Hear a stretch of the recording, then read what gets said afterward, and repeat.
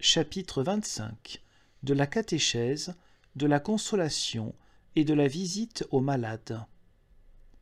Le Seigneur a ordonné à l'ancien peuple d'accorder une attention et une diligence particulière à l'instruction des enfants, et cela dès leur plus jeune âge. De même, il a expressément commandé dans sa loi de leur enseigner et de leur expliquer le mystère des sacrements. Or, d'après les évangiles et les écrits des apôtres, il est évident que Dieu ne tient pas en moindre estime les enfants du nouveau peuple, puisqu'il l'atteste ouvertement, disant « Laissez venir à moi les petits enfants, et ne les en empêchez pas, car le royaume de Dieu est pour leurs pareils. » De la sorte, les pasteurs des églises feront preuve d'une très grande sagesse en instruisant et en catéchisant avec diligence les enfants à partir de leur petite enfance. Qu'ils posent ainsi les premières bases de la foi et enseignent les éléments fondamentaux de notre religion, en expliquant aux enfants les 10 commandements de la loi de Dieu, le symbole des apôtres, l'oraison dominicale et la doctrine des sacrements, ainsi que les autres principes et articles essentiels de la foi.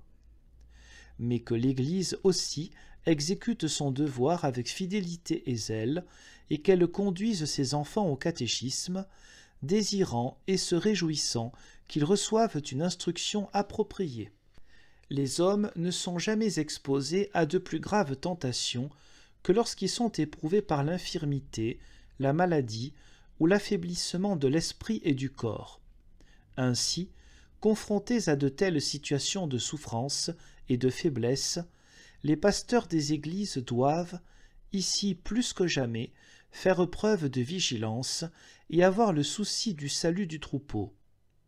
Qu'ils visitent donc les malades le plus rapidement possible, et que ceux qui souffrent ainsi les appellent dès que la nécessité les presse. Que les pasteurs consolent et affermissent les malades dans la vraie foi, afin de les prémunir contre les funestes tentations de Satan. Qu'ils prient avec eux dans leur maison, et, si besoin est, qu'ils offrent des prières publiques pour leur santé lors du culte. Bref, qu'ils veillent à ce que ceux qui souffrent quittent ce monde dans l'espérance du bonheur éternel.